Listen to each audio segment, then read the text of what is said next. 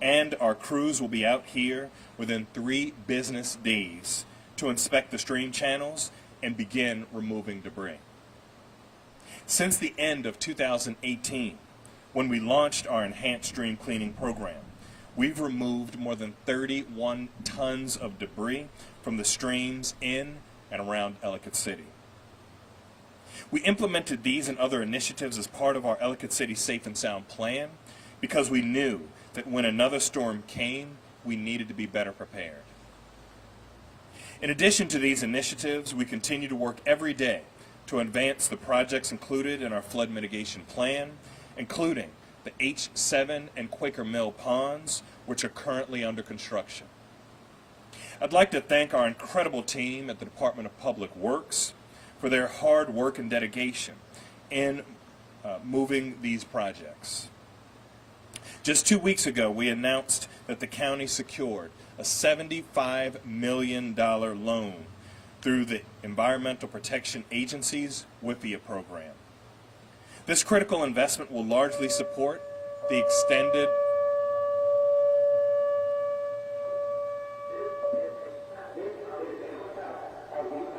See, it still works.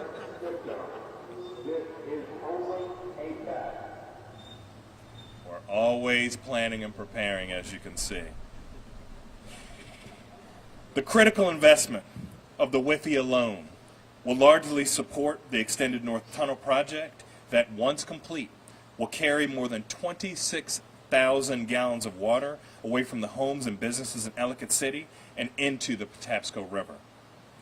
The reason we invest so heavily in Ellicott City, aside from the fact that it's our county's second largest economic driver, is the people who live here, who work here, who visit here.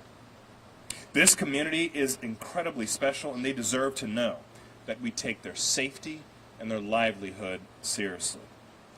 I'd like to thank our community for everything they do to keep themselves and others safe.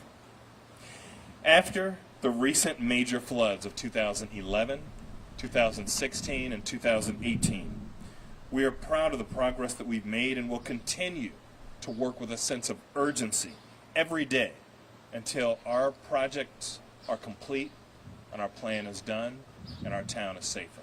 Thank you. Are there any questions?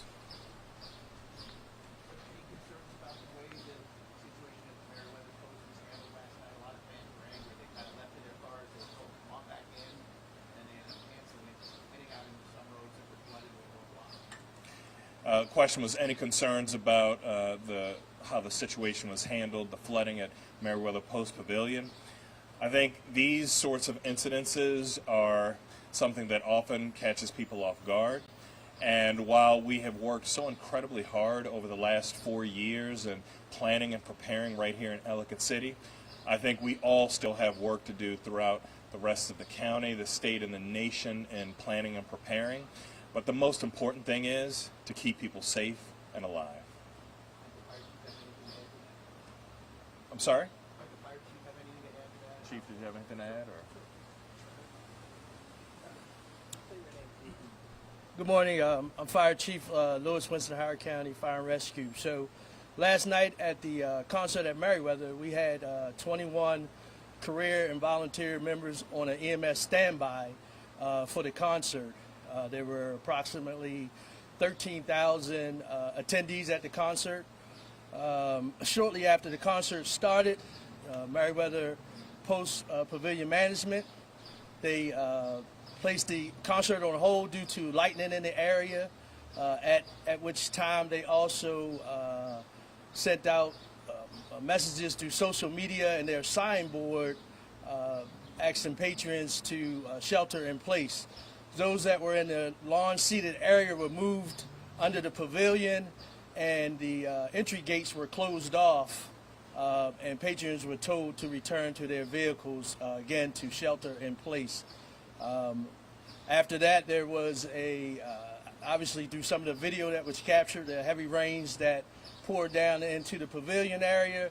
Our crews were able to quickly get over there and assess that area and determine there was no imminent danger to the patrons that were under the pavilion at that time.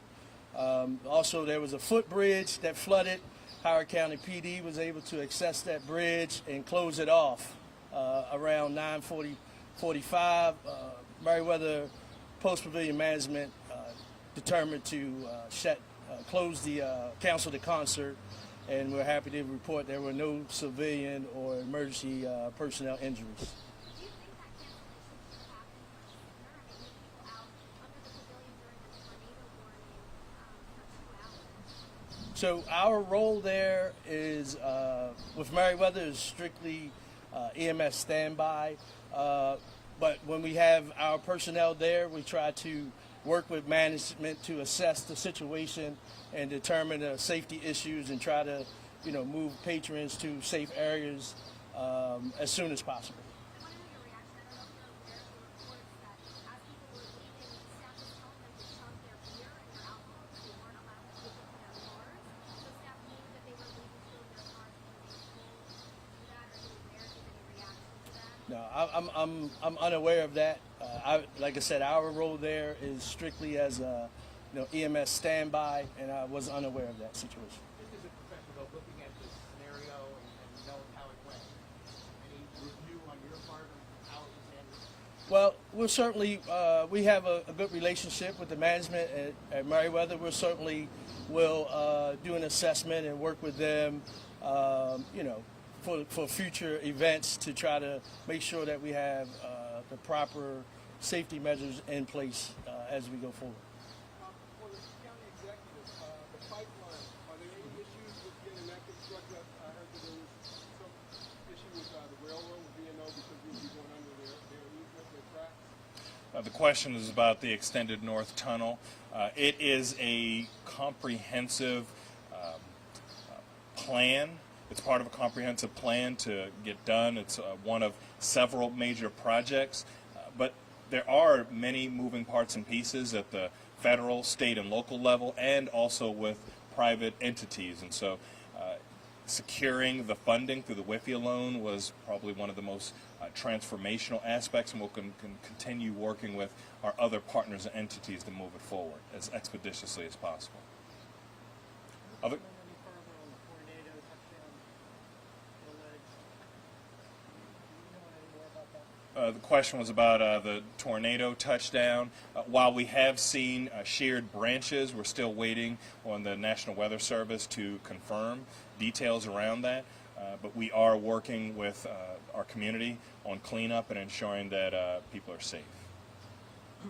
Yes. There are a lot of businesses here that still look to be remain closed. I wonder if you can sort of reflect on that. It's been a few years since 2018, and also if you can refresh people's memories about how many buildings will be raised in this area as part of the plan. So the question was about buildings still looking shut down and the preservation of some of the other buildings. And so right now we are very pleased. There have been a lot of ribbon cuttings over the last few years, and I think there's a lot of energy and excitement around the town. However, we do still have certain buildings that we want to keep people safe, and we're going to continue going through a process of what to do with those buildings as these projects come online. We're very glad that we have 2 currently under construction and that we're moving forward with the extended north tunnel, but our priority is going to continue to be safety. It does look like we're going to preserve more of the buildings than the previous plan, and so we're going to keep moving forward. Any other questions?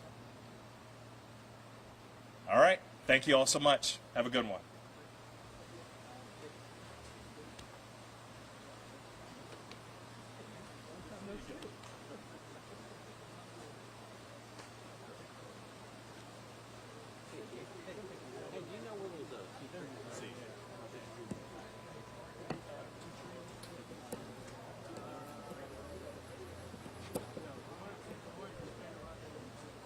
Hey John, what's going on, man? Life is good. It's beautiful out today, isn't it? I got past the test. I can put it back on. You all right. You put it back on now. Okay, bro.